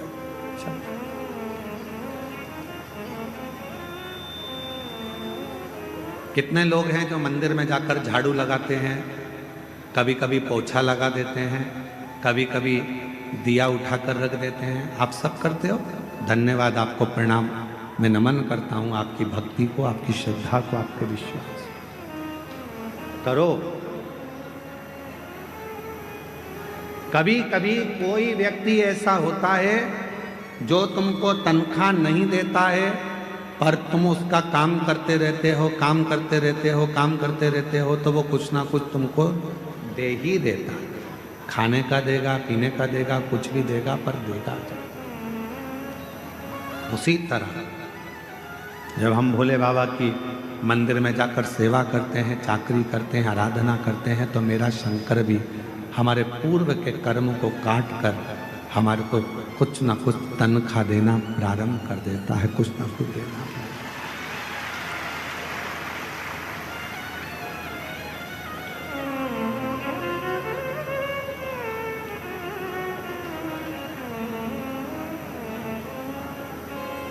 जब तुम्हारी जिंदगी में ऐसा लगने लगे कि भगवान शंकर के मैं मंदिर नहीं गई हूं, आज मेरी मंदिर में नहीं गई हूं, तो मेरा मन नहीं लग रहा।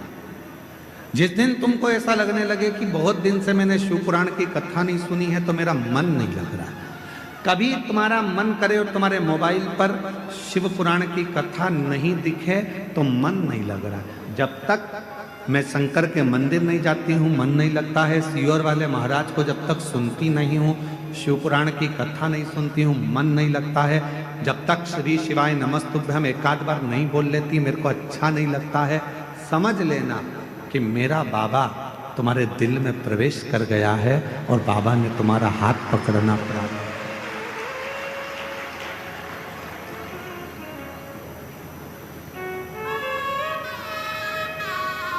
फूलों की कलियों में, देवघर की गलियों में, फूलों की कलियों में, देवघर की गलियों में, तेरे बिना कुछ कहीं ना, तेरे बिना भी क्या जीना ओ बाबा रे,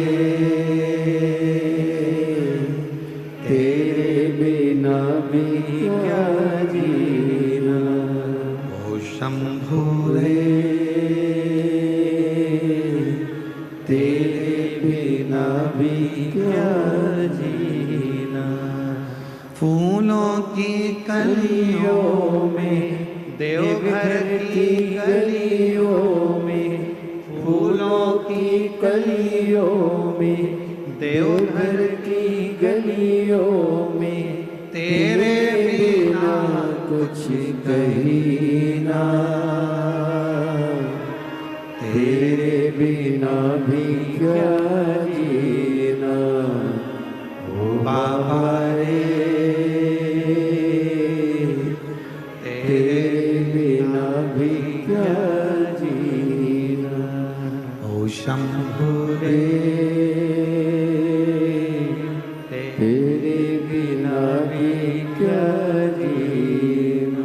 उसको निवेदन करते रहे, तेरे बिना मन जब ना लगे, शिव पुराण ना मिल रही हो सुनने के लिए, शंकर के मंदिर गए नहीं, जा नहीं पाए, किसी किसी के यहाँ कोई प्रॉब्लम हो जाती है, माताएं रजो धर्म से हो जाती हैं, मंदिर नहीं जा पाती हैं, किसी के यहाँ बच्चा जन्म ले लेता है, माताएं परिवार के लोग नहीं जा पाते, कोई अड़चन आ जाती है तो नहीं जा पाते, कहीं बाहर चले गए तो मंदिर नहीं जा पाते। तो कई कई माताएं, कई कई मेरी जीजियाँ, कई कई मेरे जीजा ऐसे, उनका मन नहीं लगता, आज मेरा मन नहीं कर रहा, मंदिर ना जा पाई, पहुँचना, आज जल ना चढ़ा, आज कथा ना सुनता, उसका मन नहीं मन। प्रतिदिन जाती है और प्रतिदिन प्रार्थना करती है तो उसका मन शिव में लगा रहता है। अच्छा, तुमको क्या लगता है कि तुम्हारा मन नहीं लग रहा? केवल तुम ही हो जो तुम्हारा मन नहीं लग रहा। जिस मंदिर में तुम रोज जल चढ़ाने जाते हो, अगर तुम एक दिन मंदिर नहीं जाते तो वहां पर रहने वाले मेरे देव अधिदेव महादेव का भी मन नहीं लगता तुम्हारे बिना। ये आई क्यों नहीं? पार्वती जी कहती हैं शिव जी से, रोज आती थी, खड़ी हो जाती थी, रोज झोली पसार के कहती थी मुझे ये दे दो वो दे दो, अच्छा है आज शांति है। शंकर भगवान बोले दी पार्वती, जब वो झोली पसार कर कुछ मांगती है ना, तभी तो मुझे लगता है कि मेरी बेटी आई है जो अपने बाप से हक से मांग रही है। बाप से ही तो मांगा जाता है, अपनी माँ से तो कहा जाता है, किसी दूसरे से थोड़ी ना कहेगी। पत्नी कहेगी पति से, बच्चे कहेंगे बाप से, किसी दूसरे से नहीं। और अगर दूसरे से कहेगी ना पत्नी की, किसी दूसरे को फोन लगाकर बोल दे मुझे ये सामान ला दो, फिर पति भगोना। किससे कहना था उसको? पति से। दूसरे से क्यों कहा? जब बाप बैठा था जिसके पास सब कुछ था, तो तू दूसरे से कर्जा मांगने क्यों गई? दूसरे के दरवाजे पर हाथ जोड़ने क्यों गई? तेरा बाप था ना, कहना था तो बाप से कहना था। भगवान कहते हैं जब मेरी ये बेटी, जब मेरा ये बेटा एक लोटा जल चढ़ाने के लिए आता है ना, मुझसे बहुत सारी बात कहकर जाता है, मैं जान जाता हूँ ये मुझे पापा समझती है, पिता समझती है, बाबुल समझती है, इसलिए अपने दिल की बात है, हृदय की बात। और हृदय से पुकारती है, हृदय से। कब से खड़ी हूँ झोली पसार, क्यों ना सुने तू मेरी पुकार। आप लोगों को आता है ये? जरा एक बार गा के बताओ तो। कब से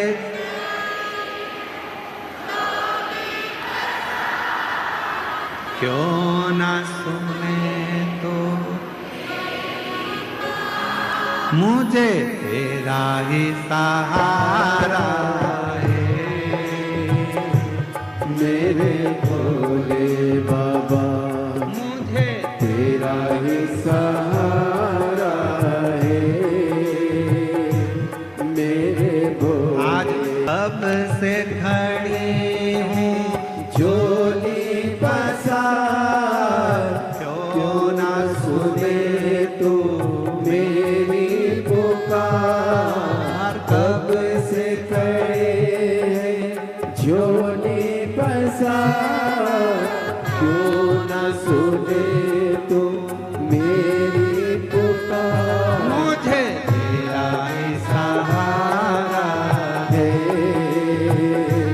मेरे भोले बाबा, मुझे तेरा ही सहारा है। मेरे भोले बाबा, मैंने मेरी पुकारा है। मेरे भोले बाबा, मैंने तू मेरी पुकारा है। मेरे भोले बाबा, देख लो लगी है आज मंदिर में ये भीड़ भारी।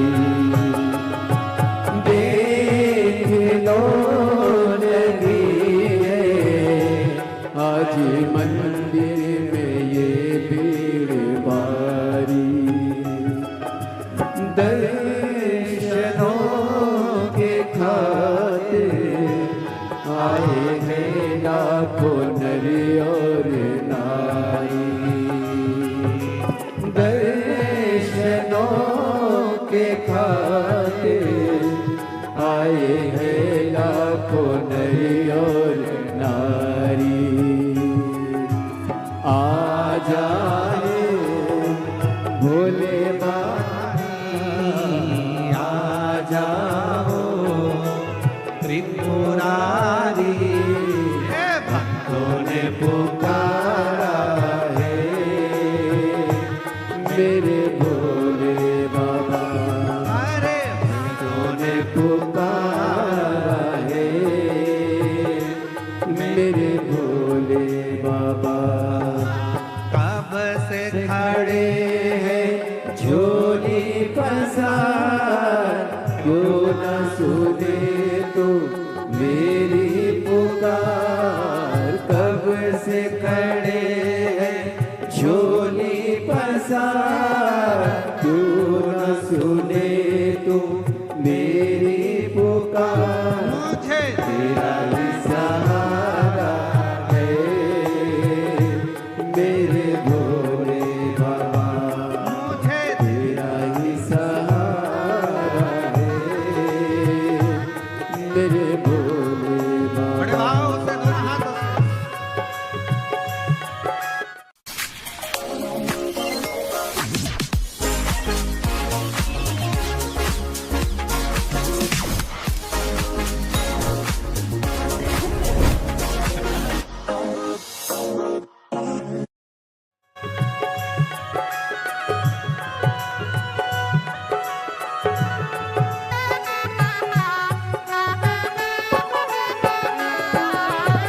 जिंदगी से हारे गम जमाने का हम लेके आए। जिंदगी से हारे गम जमाने का हम लेके आए। तू बता जहाँ में लोग अपने हुए क्यों पराए। तू बता जहाँ में लोग अपने हुए क्यों पराए।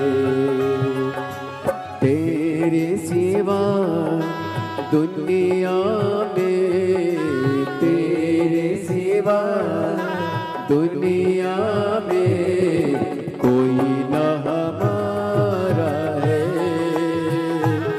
मेरे भोले बाबा। कोई न हमारा है मेरे भोले बाबा।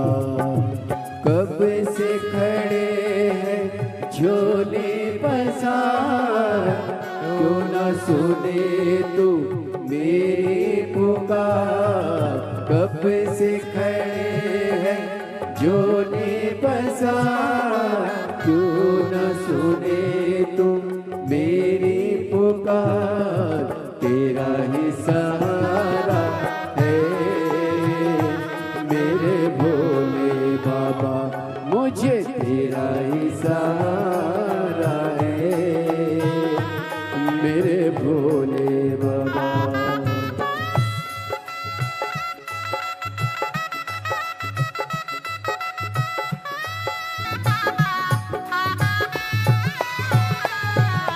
रास्ता न सूझे कहाँ जाए मुसीबत के मारे।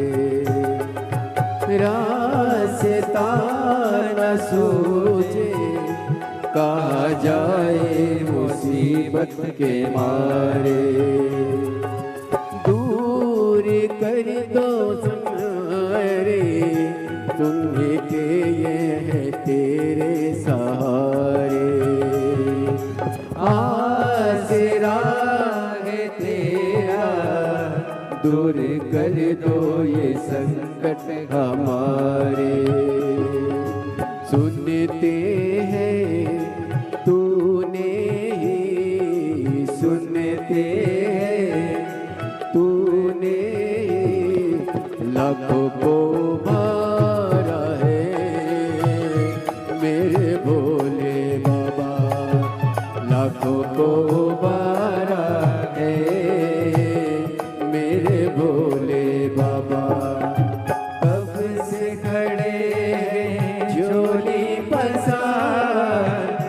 न सुने तू मेरी पुकार, कब से खड़े हैं क्यों नहीं पसार, क्यों न सुने तू मेरी पुकार, तेरा ही सहारा है मेरे भोले बाबा, मुझे तेरा ही सहारा है मेरे भोले बाबा, मुझे तेरा ही सहारा है मेरे भोले बाबा, मैंने सहारा है मेरे भोले बाबा, मुझे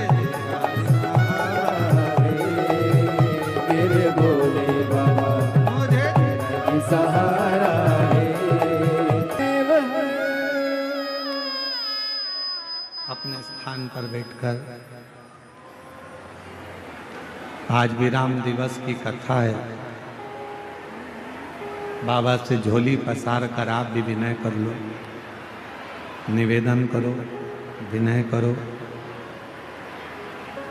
विनती करो, जहां जगह मिले वहां बैठ जाओ।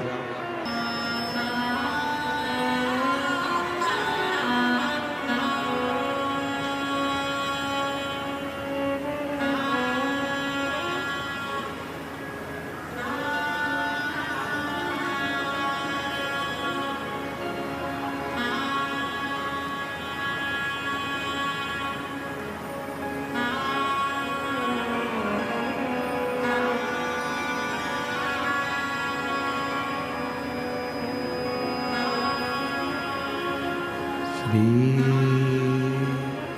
शिवाय नमस्तु श्री शिवाय नमस्तु श्री शिवाय नमस्तु श्री शिवाय नमस्तुभ्यं, श्री शिवाय नमस्तुभ्यं। भोला सब दुख काटो हमारा, ओ भोला सब दुख काटो हमारा, शिव शंकर जपू तेरी माला, भोले बाबा जपू तेरी माला, भोला सब दुख काटो हमारा, भोला सब दुख काटो हमारा, देश है मंगल मंगलकारी, देश है मंगल मंगलकारी, शमशाने वासी हमारा, वासी हमारा, ओ भोला सब दुख काटो हमारा, ओ भोला सब दुख काटो हमारा।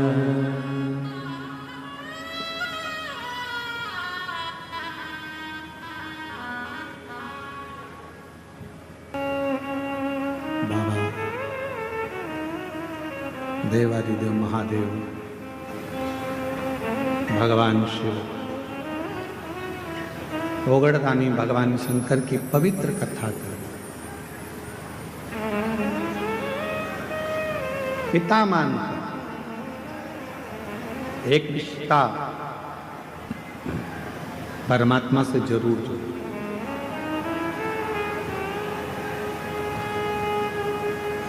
भगवान शंकर को अगर रोज जल चढ़ाने जाओ तो शिव जी से एक संबंध जोड़ लो, एक रिश्ता जोड़ लो। तू मेरा पिता है,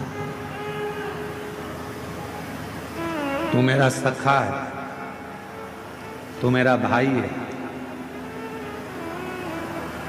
तू मेरे परिवार का सबसे बड़ा सदस्य है। एक संबंध परमात्मा से। और ऐसे दयालुनाथ से रिश्ता बनाइए, ऐसे दयालुनाथ बोलो बोलो बोलो, रिश्ता बनाइए, मिलता रहेगा आपको जो कुछ भी चाहिए, मिलता रहेगा आपको जो कुछ भी चाहिए। ऐसा करिश्मा होगा जो हुआ कभी नहीं, ऐसा करिश्मा होगा जो हुआ कभी नहीं। मांगा है भोलेनाथ से वरदान एक ही, मांगा है भोलेनाथ से वरदान एक ही, मांगा है भोलेनाथ से वरदान एक ही।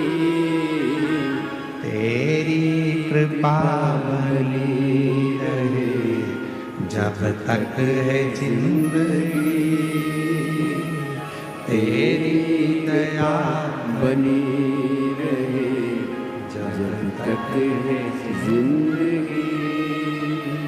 ये मानव का शरीर जब तक रहे आपकी कृपा, आपकी दया, आपकी दृष्टि। एक इतना सुंदर संवाद शिव महापुराण में आता है। जिस समय पर भगवान देवाधिदेव महादेव ने मंथन में निकला हुआ विष पी लिया और वो विष कंठ में उतर गया, वो विष। तब माँ आद्य शक्ति, माँ दुर्गा भवानी, माँ पार्वती जी को मालूम पड़ा कि मेरे पति ने, मेरे भोले बाबा ने विष पी लिया, विष धारण कर लिया मेरे शिव, विष पी लिया मेरे शिव।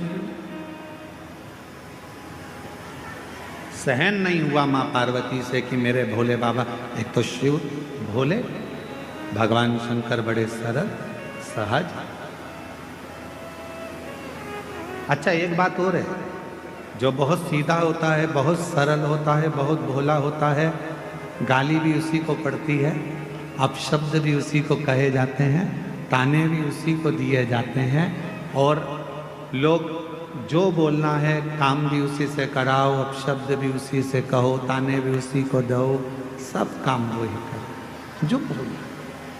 जो बोलने में बड़ा एक्सपर्ट होता है वो तुरंत पलट के जवाब दे देता है, हमसे फालतू बात करना मत ही, नहीं तो हमको देख ले। इसलिए आप लोगों से निवेदन है,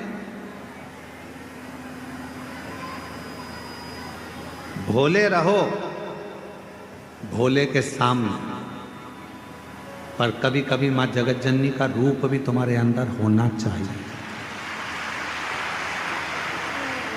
माँ आद्य शक्ति की शक्ति तुम्हारे अंदर होना चाहिए। कभी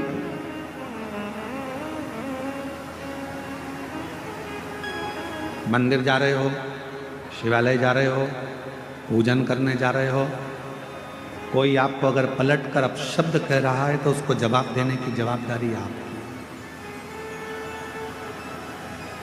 ठीक नहीं है।